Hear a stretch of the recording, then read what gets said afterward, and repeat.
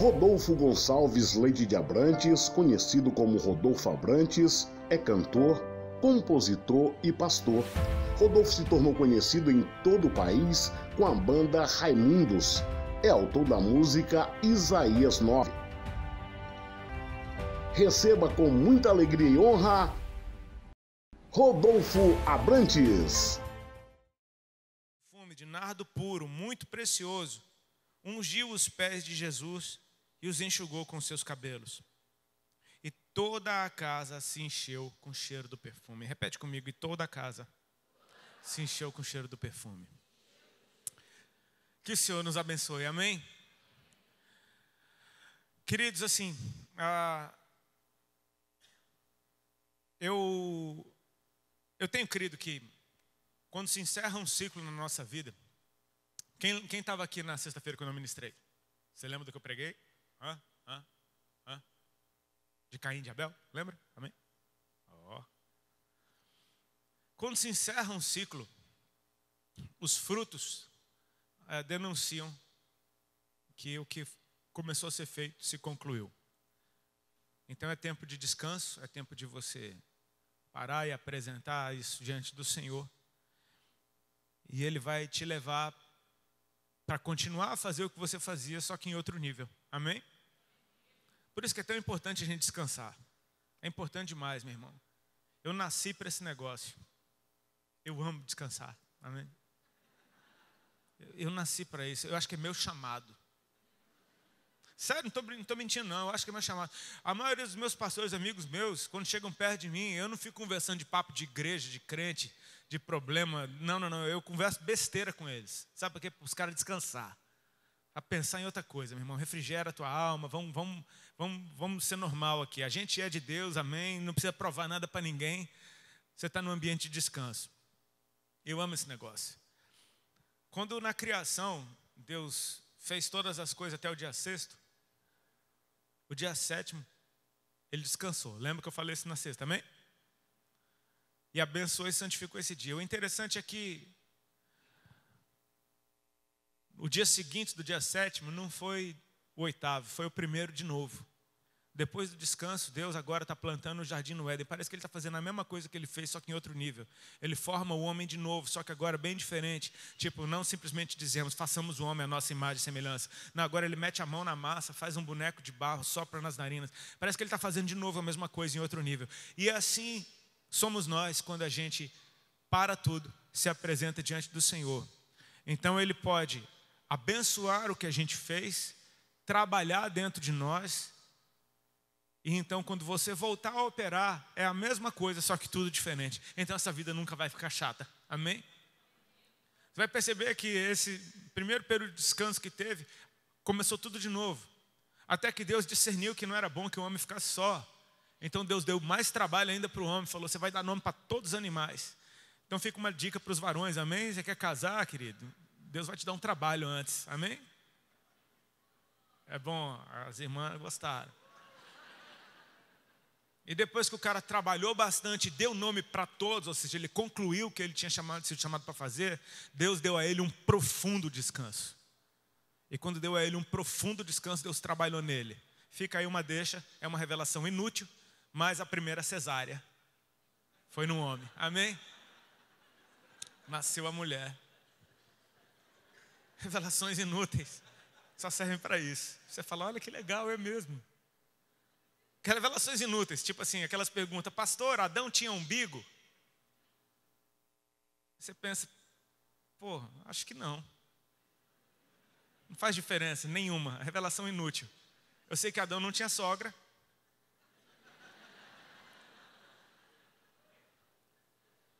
E Eva foi a primeira sogra da história. Conversava com o cão. Revelações inúteis, só para quebrar o gelo. Minha sogra. Eu amo ela. Amo mesmo. Ela é uma amigona minha.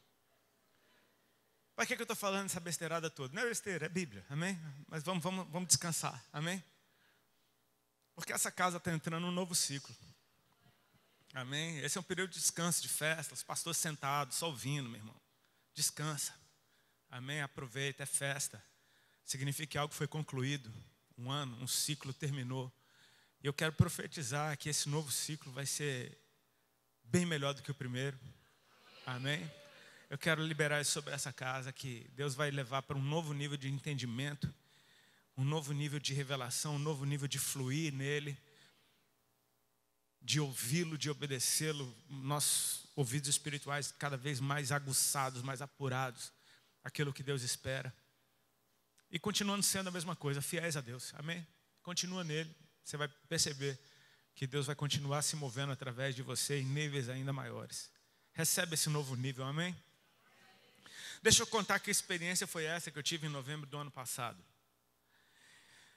Como eu falei para vocês, eu amo descansar e eu estava descansando em casa. Eu e minha esposa, a gente passa há anos, o nosso estilo de vida é sair de casa lá para quinta, sexta-feira, voltar para casa na semana seguinte, ter alguns dias em casa, sair de novo e voltar, enfim. Eu vivo dessa forma há mais ou menos 25 anos. Eu tô velho, brother. Antes com a banda que eu tocava e agora com o Senhor. Engraçado, com o Senhor eu trabalho muito mais do que antes. E eu estava num período desse em casa. Tipo assim, quando eu estou aqui, eu estou aqui. Amém? Eu estou aqui, eu vou querer dar o meu melhor, eu vou querer servir a Deus da melhor forma possível. Agora, quando eu estou em casa, eu vou descansar com os dois pés também. Tipo assim, meu irmão, não mexe comigo quando eu estou em casa. Não pede para eu gravar um vídeo quando eu estou em casa, porque eu não vou pôr uma camisa nem a pau. Amém? Eu estou em casa, velho. Eu moro num lugar quente que tem praia. Então, assim, eu fico parecendo um índio jogado ali, me deixa. Quando eu estou descansando, eu estou descansando. E eu estava num período desse, andando pela cozinha da minha casa numa manhã, e minha esposa não estava em casa, ela tinha saído, eu estava sozinho. E de repente eu fui arrebatado por uma pergunta que eu fiz para o Senhor, do nada. Tipo, eu não estava pensando naquilo, não era uma preocupação minha. Simplesmente, sabe, quando alguma coisa sai, e aquela pergunta saiu para Deus, eu perguntei para Ele, Senhor, qual é o meu chamado? E ao mesmo tempo que essa pergunta saiu de mim para Deus, qual é o meu chamado, aquilo me assustou. Em primeiro lugar, porque eu não estava orando, eu estava andando pela cozinha, de repente eu estou perguntando uma coisa para Deus, séria demais, e que pergunta é essa? Na boa, eu aceitei Jesus tem 18 anos, há 18 anos eu saí anunciando que eu conheci, eu sou um evangelista, eu sei que eu sou um evangelista, eu amo ser um evangelista, eu realmente, é como uma luva esse negócio para mim, eu me amarro em fazer o que eu faço, eu não tenho crise nenhuma com o meu chamado. O que é que eu estou perguntando para Deus, qual é o meu chamado? Sabe, às vezes quando a gente está descansando profundamente, a gente se sente culpado de estar descansando. Tipo assim, olha aí, né? O mundo está aí e você está aí descansando, né? Uma vez o pastor Silmar Coelho, eu vi ele pregando, ele falou que de púlpito ele anunciou para a igreja que ele estava saindo de férias por um mês. E aí alguém gritou lá no fundo, pastor, o diabo não tira férias não, viu? Quem já ouviu isso, que o diabo não tira férias? Claro, é um condenado. Aí o pastor falou, é verdade, ele não tira férias, por isso que a vida dele é um inferno, a minha não é, eu vou tirar férias. Simples assim, não trabalho para ele, ele não tira férias, o problema dele, eu não trabalho para ele. Às vezes a gente se sente culpado de estar de boa. Meu irmão, fica de boa, relaxa. Eu perguntei isso para o Senhor. E sabe, tem umas coisas que parece que Deus extrai de você, porque Ele está doido para te contar um negócio. E como você não puxa uma conversa com Ele, aí Ele não vai chegar simplesmente te dizendo uma coisa que você não perguntou. Então Ele te cutuca para você perguntar só para Ele responder. Isso já aconteceu comigo inúmeras vezes. E de tanto acontecer desse mesmo jeito, eu comecei a desconfiar. Cara, o que é isso? Qual é o meu chamado? Eu desconfiei que foi isso porque a resposta veio imediatamente. Sabe aquela oração que é respondida a jato? Aquela que você pergunta e ele responde, tipo assim, como se ele estivesse ali do meu lado, doido para me contar um negócio. Eu perguntei qual é o meu chamado, ele me respondeu na hora. E ele não falou de evangelismo. Foi engraçado, porque quando eu perguntei, Senhor, qual é o meu chamado? E fiquei parado, olhando para o nada, pensando, o que é que eu estou falando? O Espírito respondeu dentro do meu coração: teu chamado é esse aqui. Aí eu pensei, descansar? Aí eu pensei, olhei para a cozinha e pensei, poxa, gastronomia?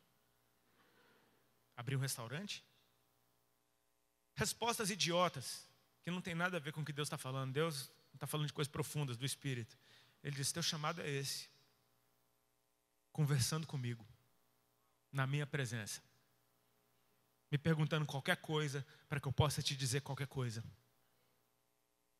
Porque aí sim você vai ter o que dizer quando você estiver ministrando. Ele falou, o que você faz é lindo, mas sem isso daqui, você pode estar fazendo com o coração errado.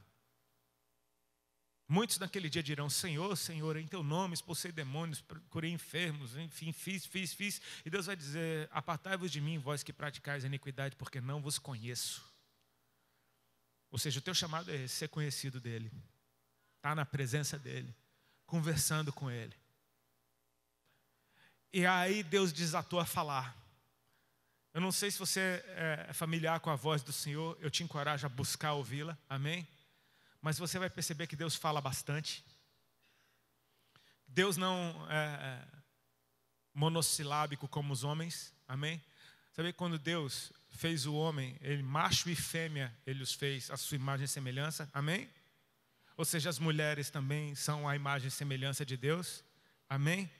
Que Deus colocou atributos dele no homem, atributos dele na mulher. E se você rejeita um ou outro, você está dispensando pelo menos 50% de tudo que Deus é. Se você é machista ou feminista, você está rejeitando pelo menos 50% de tudo que Deus é. Que esse negócio de falar bastante das mulheres é de Deus. Deus fala bastante. Deus consegue conversar com todo mundo ao mesmo tempo. Deus consegue conversar com milhares de pessoas ao mesmo tempo e saber o que cada uma está falando e conseguir responder para cada uma ao mesmo tempo.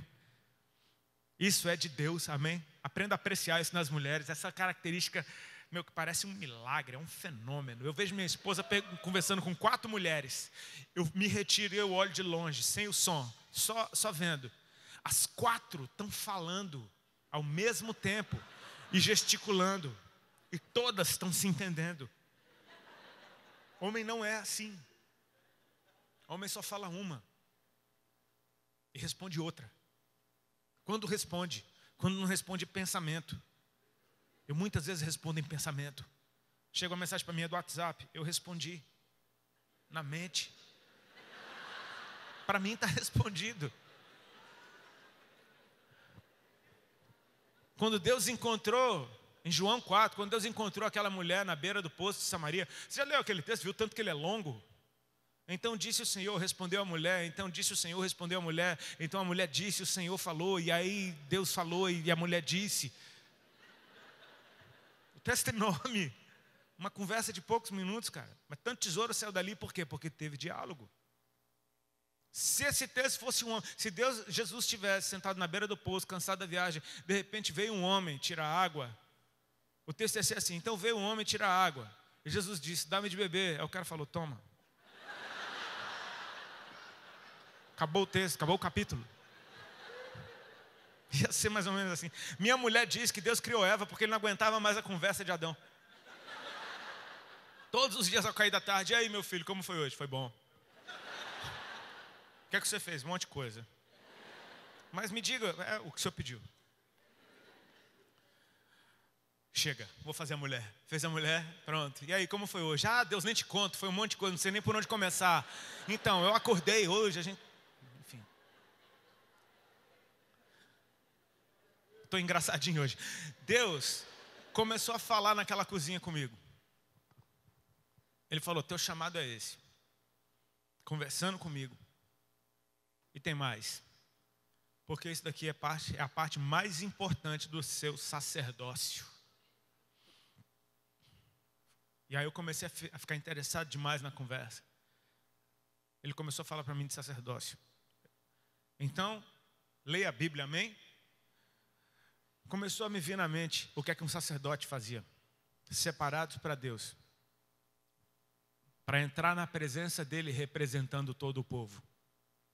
Oferecia sacrifícios por si e pelo povo e entrava na presença do Senhor. Então lá ele era ministrado pelo próprio Deus.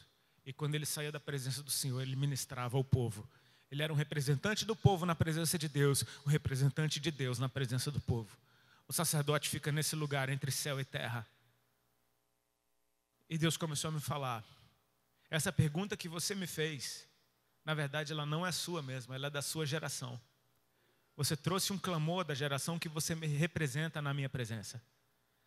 Sabe, a minha esposa, ela é bem mais ativa do que eu em redes sociais. E ela diz que a pergunta que ela mais recebe é: como é que eu faço para saber qual é o meu chamado? Qual é o meu chamado? Qual é o meu chamado? E de repente eu percebi, eu estava sentindo o que o povo que eu represento diante de Deus sente. Eu estava trazendo diante dele um clamor do povo e Deus estava me respondendo para eu responder para o povo. Amém? Se você não sabia qual é o seu chamado, deixa eu te dizer, seu chamado é esse. Conversando com o Senhor. Amém? Em primeiro lugar, Ele não anula tudo que eu faço, mas Ele simplesmente é a parte principal de tudo que eu faço. É o meu tempo com Deus, é a minha conversa com Ele, é o que Ele me diz para falar, o que Ele me diz para fazer. Então eu posso operar naquilo que Ele me chamou para fazer. E sabe o que? Eu não faço tudo, eu não sei tudo, eu não sou bom em tudo. Sabe a parábola dos talentos? Eu creio que eu sou o cara que recebeu um só. Mas não tem problema, eu não vou enterrar ele de jeito nenhum, fique tranquilo. Eu vou pegar esse um e vou multiplicar, amém? Eu não sou um cara que consegue fazer várias coisas ao mesmo tempo, sou homem, amém? Eu falei para vocês, agora que eu estou vendendo camiseta, eu estou me sentindo um povo com 2 tentáculos, fazendo várias coisas ao mesmo tempo. Mas é por causa desse lugar que as outras coisas têm vida, amém? E quando eu estava nesse papo com Deus ali na cozinha, aconteceu em fração de segundos, eu comecei a pensar na minha mulher. De primeiro eu comecei a pensar, eu queria contar para ela o que Deus está me falando aqui.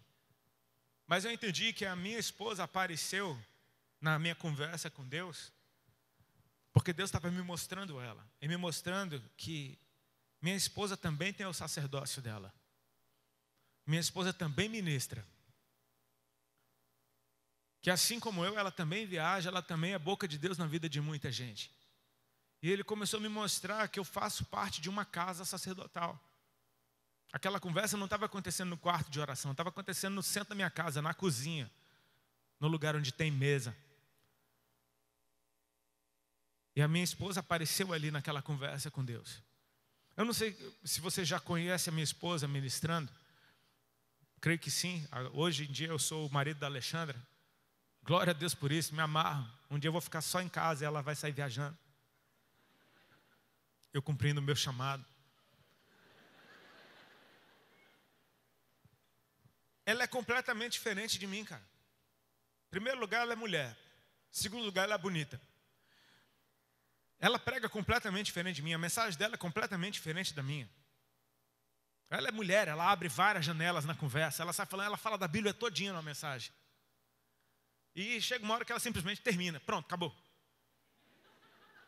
E as mulheres entenderam tudo que ela disse. A gente é completamente diferente. Isso, há um tempo atrás, quando eu era um pouco mais imaturo do que eu sou, era uma questão de crise para mim. Porque, de certa forma, eu não entendia o jeito que ela se movia. E entrava na onda de outros que se incomodavam com ela. Minha esposa tem um ofício profético, e um ofício profético que incomoda muita gente. E principalmente quando alguém tem um ofício profético e não tem nenhum profeta acima dela para ensiná-la a se mover no ofício profético.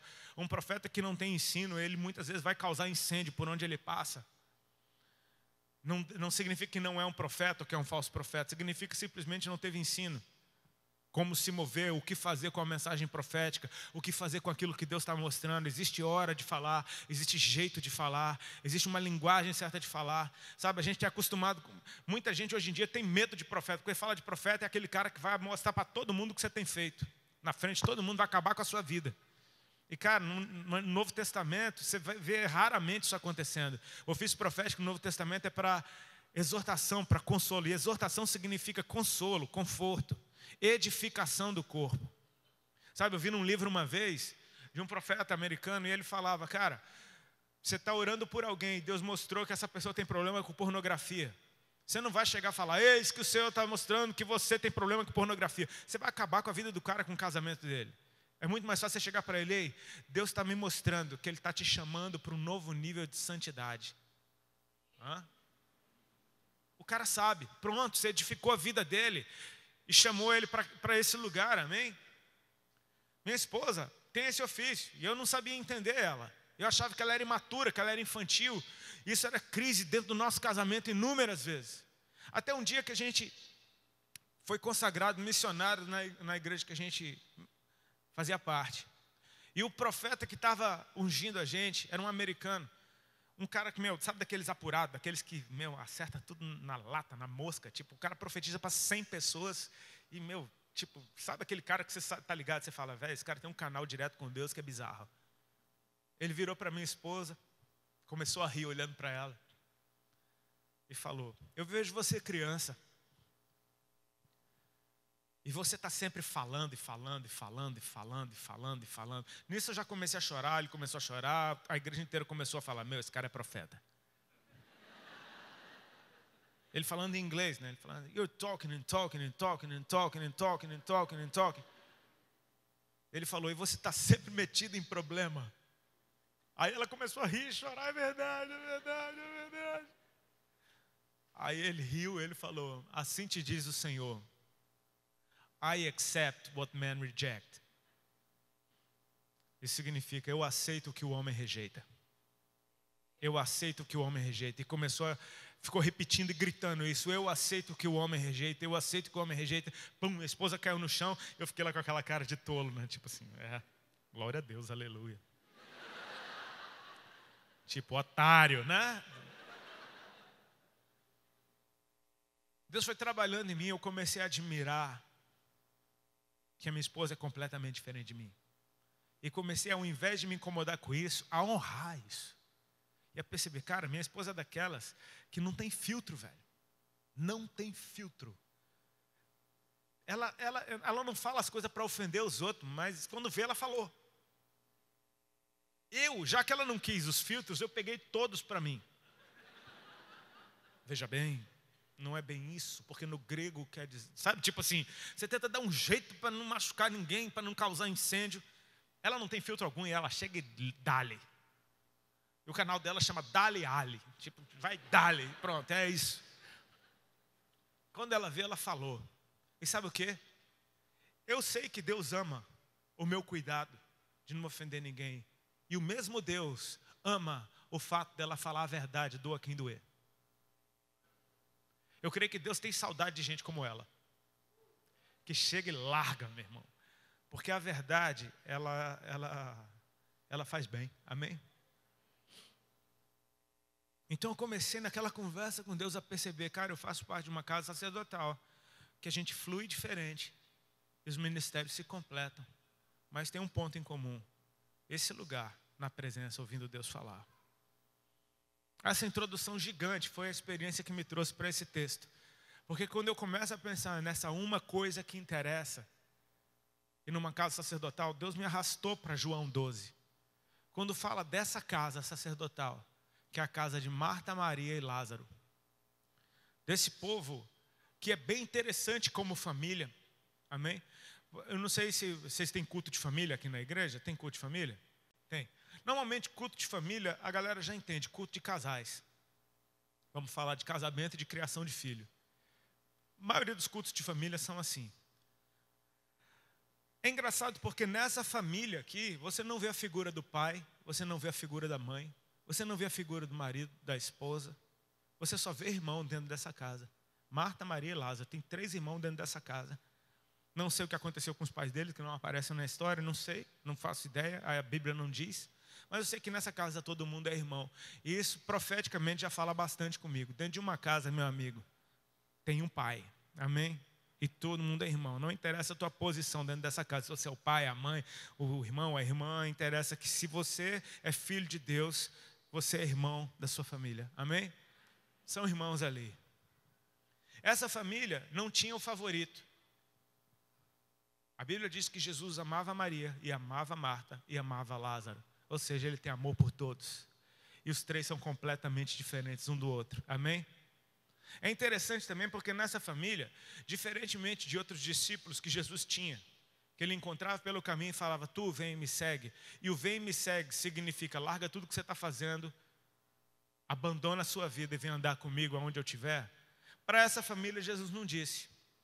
Ou seja, eu creio que é uma honra muito maior do que você ser convocado para andar com Jesus, é ele praticamente dizer, fica onde você está, porque você é a casa onde eu gosto de descansar. Já imaginou? A sua casa ser o lugar onde Deus gosta de estar para descansar. Jesus entrava naquela casa, não tinha ninguém pedindo milagre, não tinha ninguém incomodando, multiplica comida aí na despensa. Não, muito pelo contrário, quando ele entrou na casa deles a primeira vez, era Marta que estava fazendo comida para Jesus. Sabe, tem um desenho profético aqui muito lindo, nesse texto, que fala do ofício sacerdotal de cada um deles. Deixa eu te falar como é que isso nasceu. A primeira vez que essa família aparece na Bíblia, Lázaro nem apareceu na fita, estava só Marta e Maria. Jesus estava dentro da casa deles, Marta estava fazendo uma comida para ele e para os seus discípulos, e de repente Maria ficou sentada aos pés de Jesus, ali ouviu os ensinamentos. A impressão que me dá, a Bíblia não fala, mas pelo comportamento, é que Marta devia ser a irmã mais velha. Pelo tom de voz dela, pelo jeito que ela dá ordem, por ela meter a mão na massa, você percebe que isso tem a cara de irmão mais velho. Minha esposa é a irmã mais velha na família dela. E tipo assim, ela é mãe dos irmãos, praticamente, entendeu? Tipo assim, é aquela pessoa que bota a mão na massa. A impressão que me dá é que Marta era uma ótima anfitriã. Alguém acostumado a receber gente dentro da sua casa. E que Maria sempre ajudou ela em tudo que ela fazia. Normalmente, que a irmã mais velha vai dizer para a mais nova, ei, eu vou fazer uma comida aqui, pega aquela panela, corta aquela cebola. E tipo assim, é assim que funciona a equipe, amém? Cada um faz uma parte. Tipo, já deviam ter recebido inúmeras pessoas dentro da sua casa, sabiam receber gente. E naquele dia que o ser mais precioso de todo o universo entrou na casa delas, a bonitona da Maria escolheu não fazer nada. Escolheu entrar em colapso e deixou Marta fazendo sozinha. Marta naturalmente, deixa eu frisar isso, naturalmente se revoltou. E não brigou com Maria, ela foi brigar com Jesus. Mestre, o senhor não se importa que a minha irmã me deixe aqui a servir sozinha? Manda ela vir me ajudar. E naquela hora Jesus intercede por Maria e diz, Marta, Marta, tu estás distraída com muitas coisas, quando só uma é necessária. Aliás, Maria escolheu a melhor parte, a qual não lhe será tirada. Decreto do Senhor, amém? Deixa eu te falar o que acontece quando a presença de Deus se manifesta num lugar. Quem você é, aparece. Amém? Quando Ele vem, quem você é, aparece. Entre em paz com isso. Aquilo que você faz, algumas coisas você deixa de fazer e outras você vai passar a fazer melhor. Se você já estava na veia que você devia ser, você vai fazer muito melhor. Mas se você não estava, aquilo vai entrar em colapso. Ok, Maria ajudou Marta a vida inteira. Só que Maria não era uma serva, Maria não era serviço como Marta era. Maria é a adoração. E no dia que Jesus entrou dentro da casa dela, quem ela era, apareceu. Marta, como serva, estava servindo e fazendo isso muito bem, fazendo isso melhor do que nunca. Só que Maria finalmente encontrou sua identidade. É como se Jesus chegasse para Marta e dissesse, Marta, deixa eu te apresentar a tua irmã. Você acha a vida inteira que ela era que nem você, mas eu deixo te dizer, ela tem uma identidade. E o que ela faz é fundamental para que a tua casa seja completa no sacerdócio. Você opera, você serve, mas ela me contempla e ela fica na minha presença, ouvindo coisas do céu que ninguém ouve. Sabe o que? Ela escolheu a melhor parte e não vai ser tirada dela. Sabe o que é que isso me ensina? Que eles entraram em paz quanto a isso. Uma igreja religiosa, uma casa religiosa, acha que todo mundo tem que ser robô e fazer as mesmas coisas. E quando alguém aparece se movendo de uma forma diferente, causa incômodo. Qual é a tua? Está querendo inventar moda hoje? Não, é que se a presença de Deus vier, quem você é vai aparecer. E nem todo mundo é igual. Existem dons diferentes no corpo de Cristo. É a multiforme graça de Deus. Tem gente que foi chamado para dentro, tem gente que foi chamado para fora. Teve tempo que a igreja falava, meu irmão, não interessa quem você é, larga tudo e vem ser obra de Deus, é dentro da igreja. Tipo, é presbítero, é diácono, é pastor, é obreiro, enfim. E aí você percebe quanto empresário enterrou seu dom e seu talento, simplesmente abrindo mão de tudo. Quanto atleta que podia estar glorificando Jesus nos gramados, simplesmente parou tudo. E tem gente que Jesus vai falar, para tudo e vem. Como é que você vai saber disso? Quando a presença se manifestar, quem você é vai aparecer. Eu sou um cara, por exemplo, que eu incentivo. Quem é músico, cara, descobre o teu chamado, porque tem muita gente que vai ser chamado para fora, para fazer música lá fora, no mundo. Exatamente, porque Deus amou o mundo de tal maneira que deu seu Filho, para que todo aquele que nele crê não pereça, mas tenha vida eterna. Sabe por que a música do mundo está um lixo? Porque não tem um Filho de Deus fazendo. Porque no dia que, e não é música gospel não, eu estou falando de alguém cheio do Espírito Santo, falando das coisas do reino, do lado de fora, numa linguagem que todo mundo possa entender. Então por que você não volta? Porque esse não é meu chamado é para dentro. Amém? O que Jesus me chamou é para tudo e vem. E eu estou aqui dentro falando, vai. Sabe por que muitos caras desviam quando vão? Porque a igreja não foi junto, a igreja não abençoou. Disse, cara, se você for, você está desviado. O cara acreditou que a gente ligado na terra foi ligado no céu, e aí o cara acredita nessa mentira e vai, se lasca todinho. Agora se a igreja fala, vai, porque esse é teu chamado, é tua missão, é teu campo missionário, a gente está te cobrindo, a gente está junto de você, tu não é solto, tu não é independente, e você é uma extensão da igreja do lado de fora, a coisa fica bem diferente. Artistas para a glória de Deus, atores para a glória de Deus, escritores para a glória de Deus, professores para a glória de Deus. Você percebe que o músico é o único cara que perdeu o emprego quando veio para a igreja. Todo mundo continua empregado, menos o músico, está lascado. Esse daí perdeu o emprego, dedicou a vida inteira a ser músico, veio para a igreja e lascou-se. É por isso que os caras têm medo de vir, entendeu? Maria apareceu. E sabe o que? A impressão que me dá é que eles entraram em paz quanto a isso. Nunca mais teve crise nessa casa. Sabe por quê? Eu estou falando da primeira vez que eles aparecem juntos como família. João 12 é a última vez que eles aparecem juntos como família. E diz o texto que Marta servia e Maria estava despejando um perfume em Jesus. Ou seja, Marta continuou sendo a serva que ela era e Maria agora pode ser a adoradora que ela nasceu para ser. Você percebe que essa casa está em paz? Faz a tua que eu faço a minha e a gente está fazendo para Ele. Amém? Glória a Deus. Então você percebe que tem um desenho profético nessa família. Marta é serviço. Repete comigo. Serviço. Maria é adoração. Amém? Sacerdócio. Amém? Você não só vai ficar chapando na presença dele, nem só vai ficar trabalhando também. Precisa das duas coisas. Você precisa fazer e precisa chapar. Amém? Claro. Mas aí tem o tal do Lázaro.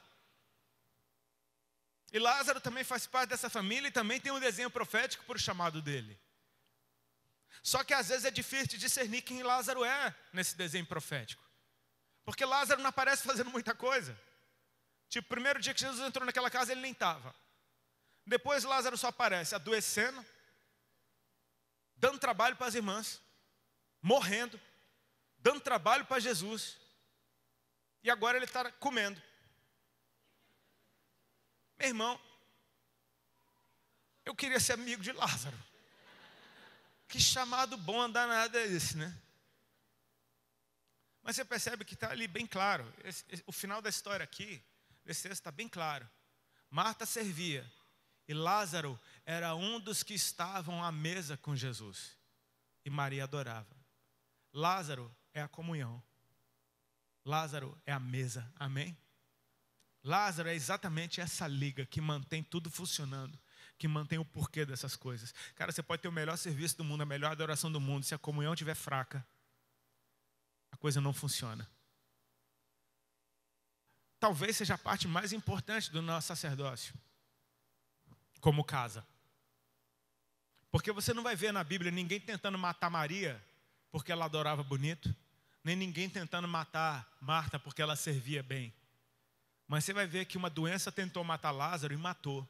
Jesus teve que ressuscitar ele. E logo após ressuscitar, os judeus já estavam querendo matar Lázaro de novo. Não deu nem tempo do cara viver de novo. O cara acabou de morrer.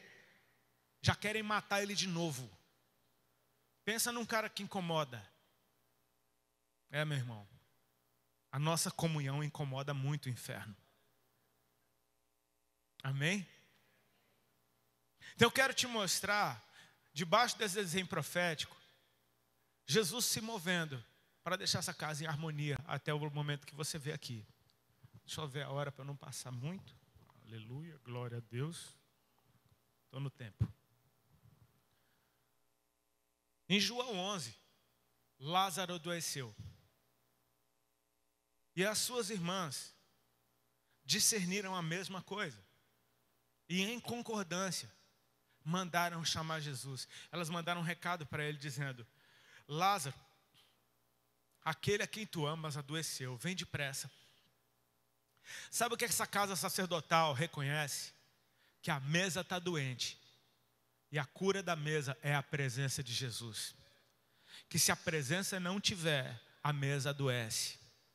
Amém? E se a mesa estiver doente, nada mais funciona. Não adianta adorar, não adianta servir.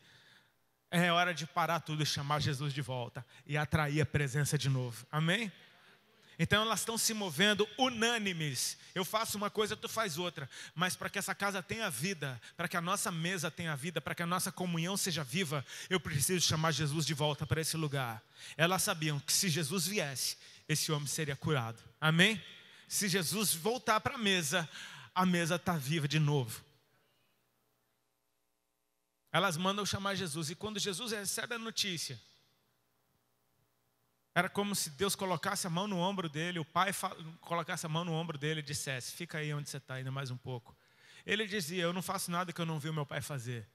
Pelo amor que ele tinha por essa família, naturalmente ele se transladava e chegava lá na casa deles.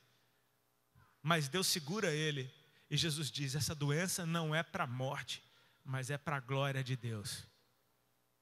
E Jesus fica ainda onde estava por um tempo.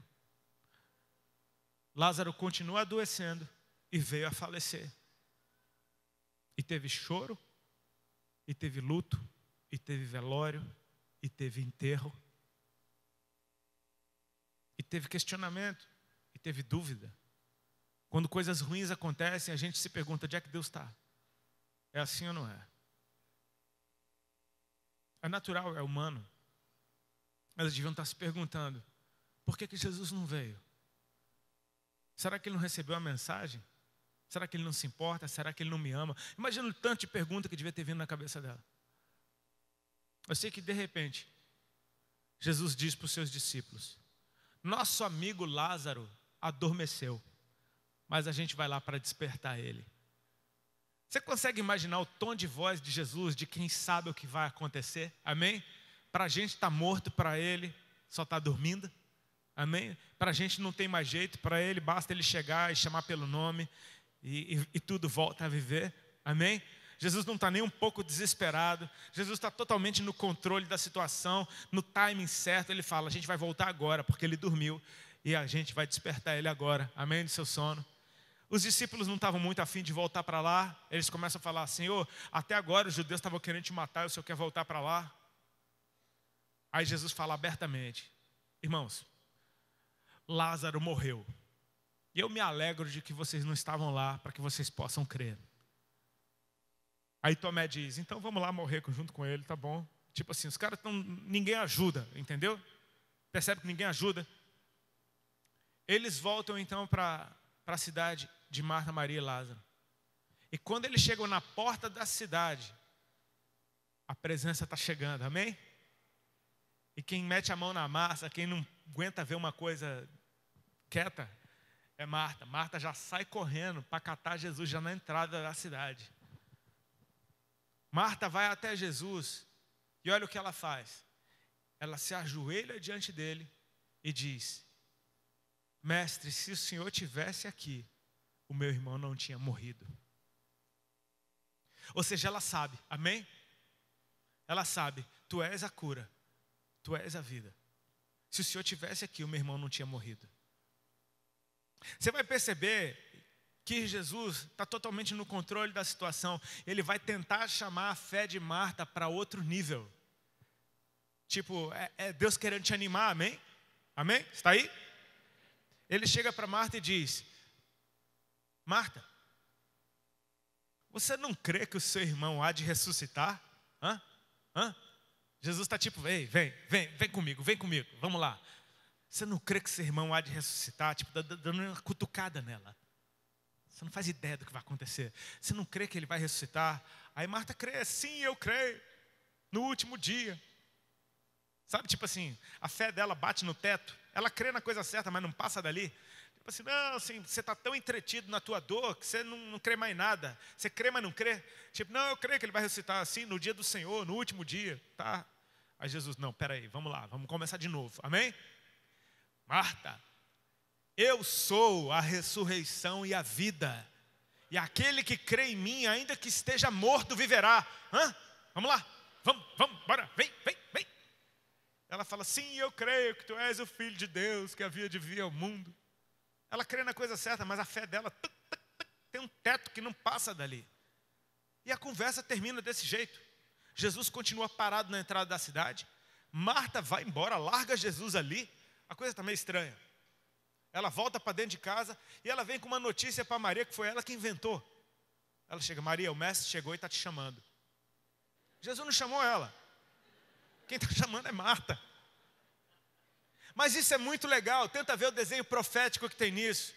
Um dia, Jesus entrou na casa delas e disse, olha, a tua irmã escolheu a melhor parte e ela não vai ser tirada. Sabe o que Marta está dizendo? Tipo, eu sei que você carrega algo que eu não tenho. Eu sei que a minha fé só vai até um certo ponto. Você vai daqui para frente. Eu sei que você tem uma parada com ele diferente. Eu preciso do teu papel sacerdotal para que essa casa seja completa. Então, Marta, agora, Maria, é contigo. Vai lá, o mestre está te chamando.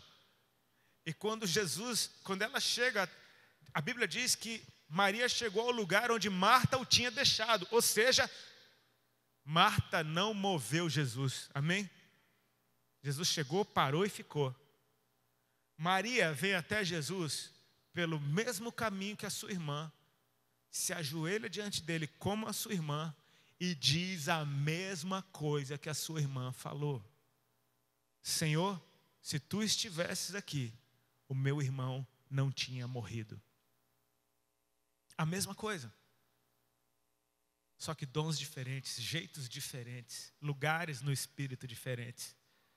A Bíblia diz que quando Maria falou isso, Jesus vendo os judeus chorarem e vendo Maria chorar, João 11:35, o menor verso da Bíblia, Jesus chorou também. Você acha que ele entrou em desespero?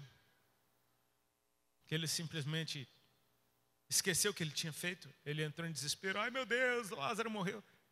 Não, cara. Eu comecei a perceber que quando a gente entra na presença de Deus, ele não simplesmente vê o meu coração, Ele não simplesmente sabe o que tem dentro de mim, Ele sente o que tem dentro de mim. O coração dele se alinha com o meu e Ele sente a minha dor. Sabe, tipo assim, já parou para pensar que quando você entra na presença de Deus chorando, Ele pode ser aquele cara que chora com os que choram e que se alegra com os que se alegram, e que isso não é simplesmente uma direção, é o que acontece com o coração de Deus, que Ele veio como um de nós, Ele experimentou todas as coisas que a gente possa estar experimentando e ainda vai experimentar, e que Ele sabe a nossa dor, Ele se compadece de nós. Isso é compaixão, é você sentir a dor do outro. E que nessa hora Maria, simplesmente por chorar na presença dele, essa que tinha encontrado um lugar em Deus do qual ela não sai, ela move Jesus de uma maneira que Jesus, além de chorar, a Bíblia diz que ele se agitou profundamente em espírito. Aí Jesus olha para eles e pergunta, onde é que vocês o puseram? Eles levam Jesus até o túmulo de Lázaro. E quando ele chega lá, a choradeira continua. E Jesus mais uma vez se agita em espírito. Até que Jesus dá uma ordem para aquelas pessoas: removam a pedra. Lá vem Marta de novo dizendo: Senhor, já está fedendo, é de 4 dias, é melhor não mexer nesse negócio. A gente está falando profeticamente da ressurreição da mesa, amém? Da ressurreição da comunhão.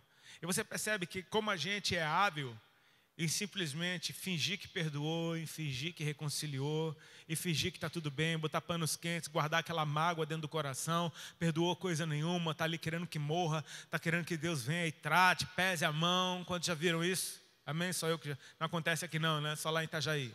Ok. Sabe que nem jogador de futebol, sabe quando um dá aquela no meio do outro? Que zagueiro bom é assim, ou passa a bola ou passa o cara, não passa os dois. Sabe quando o cara dá aquela no meio, que os caras levantam já se encarando, e com a mão na boca, porque não pode ver o que o cara está falando um para o outro, e pelo olhar você está ligado, não, daqui a pouco, beleza, não sei o quê. E o juiz tem que vir, intervir no meio, vou dar cartão para todo mundo. Aí você vê os caras, não, tá de boa, cumprimenta, assim, tá de boa, tá de boa. Sabe, tá de boa coisa nenhuma. Vão se marcando de novo, só falando, pá, meu irmão, vou te pegar, vou te quebrar no meio. A gente como igreja muitas vezes perdoa desse jeito. A gente fala, não, perdoou, Senhor, beleza, tá bom, eu te pego, velho. Parece Marta falando, Senhor, já está fedendo. Deixa como está. Eu fico pensando comigo, quem seria a melhor pessoa para remover aquela pedra, cara? Aí você pode pensar, o mais forte. Eu desconfio que a pessoa mais hábil para remover a pedra é aquela que colocou a pedra no lugar, amém? Quem colocou a pedra sabe o quanto ela pesa, sabe o movimento que teve que fazer, sabe se ela foi, ela volta. Então Deus está chamando a gente para ter a humildade de desfazer o que a gente fez, para que Ele possa fazer alguma coisa. Remove a pedra aí. É a hora daquele que teve a força de colocar essa pedra naquele lugar, ser humilde para desfazer. Sabe, pedir perdão para alguém, na linguagem do mundo significa fraqueza, significa você reconhecer que você está errado. Para Deus isso é a tua força. É quando você se faz fraco para que o outro seja forte. Então aquela pedra é removida e naturalmente o fedor saiu. Sabe quando a gente vai restaurar a mesa? Cara, eu sou de uma família assim, que ninguém resolvia nada. Tudo bem, a vida inteira. Fingindo que está tudo bem. E de repente eu caso com uma mulher de família italiana, em que todo mundo fala tudo na cara. Em tempo real, todas as jantas, todos os almoços. Sempre tem aquela gritaria de italiano e todo mundo volta a se amar do mesmo jeito. É um choque para mim. Tipo assim, reunião de família, pô, parece que sempre vai dar pau, sempre vai ter briga. Porque, meu irmão, não pode ter nada debaixo do tapete que vem para cima da mesa. Fede. Não é gostoso de se ver. Mas sabe o quê?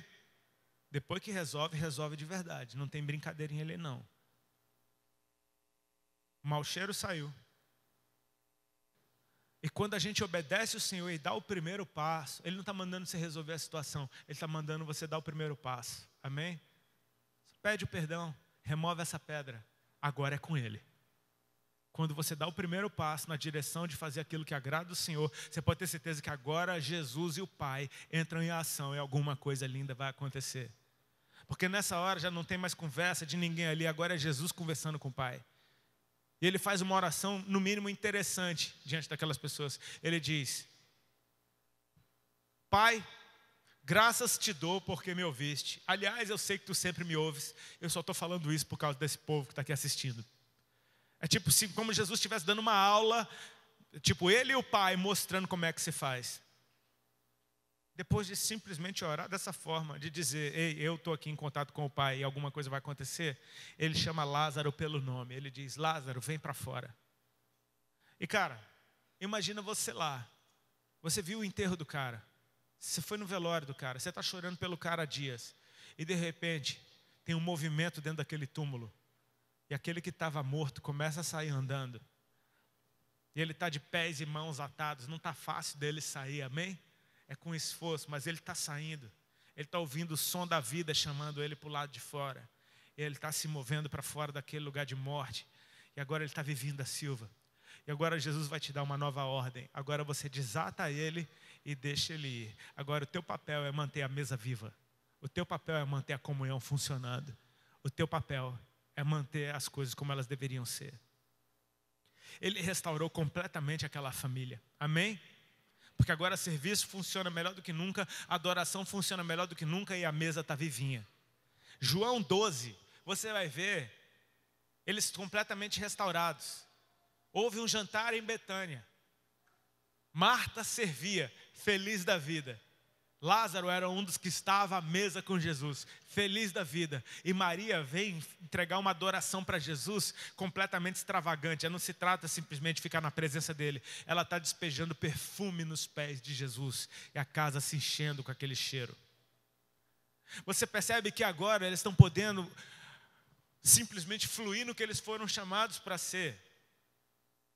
E o interessante é isso, eu já vi muita gente dizendo, eu quero servir a Deus e não a homens. Deixa eu te falar, é impossível você servir a Deus sem servir a alguém.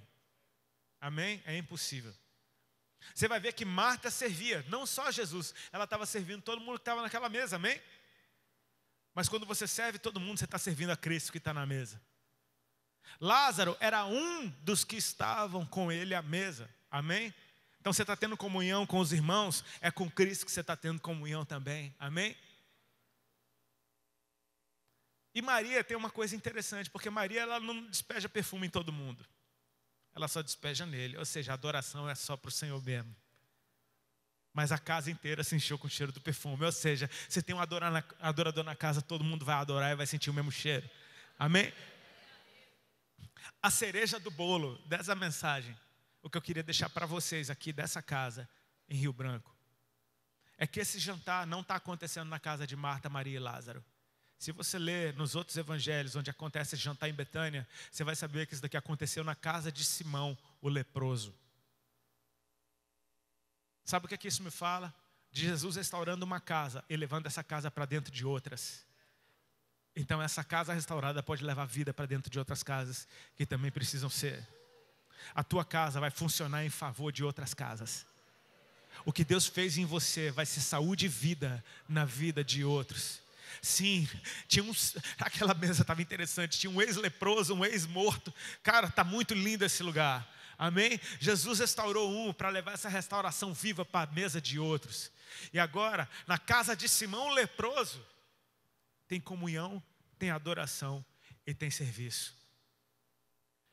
Jesus está fazendo algo no nosso meio, que não é simplesmente para ficar contido dentro das quatro paredes. É uma cultura que Ele quer colocar em todas as outras casas. Amém?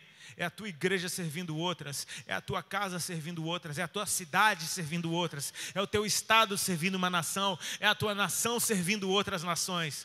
É Deus pegando algo que deu certo. Ele não simplesmente está plantando uma sementezinha de novo para que aquela floresta aconteça em outro lugar. Ele remove uma parte do pomar inteiro e coloca ali. Tem um pastor, amigo meu, pastor Abe Uber. Ele tem um método de implantação de igrejas que é incrível. Quem conhece, já ouviu falar de Abe Uber? Esse cara é fantástico. Filho de missionários. Ele edificou uma igreja em Santarém, no Pará. E a igreja cresceu de tal maneira que, tipo assim, mais da metade da cidade é membro da igreja. Uma cidade pequena que tem 50 mil membros, sei lá quantos. É tipo um número absurdo. Quem não é crente naquela cidade está desviado. Deus mostrou para eles que eles tinham que começar um trabalho em Fortaleza. Ele não foi sozinho. Ele não chamou um cara de Fortaleza para começar um trabalho. Ele foi junto com umas 70 famílias para Fortaleza. E quando a igreja começou lá, ela já começou pronta. Com todos os departamentos funcionando, com tudo funcionando. Ele transplantou um pedaço de Santarém e levou para Fortaleza. Em pouquíssimo tempo, a igreja de Fortaleza estava igual a de Santarém.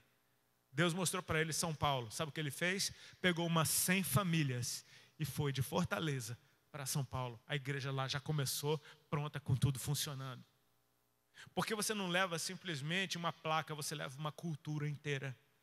E quando você leva uma cultura inteira, meu amigo, as pessoas simplesmente começam a se mover naquela cultura. As pessoas aprendem simplesmente por estar ali, tendo comunhão uns com os outros. É tempo da gente honrar o que o outro carrega. É tempo da gente apreciar a beleza na diferença do corpo de Cristo.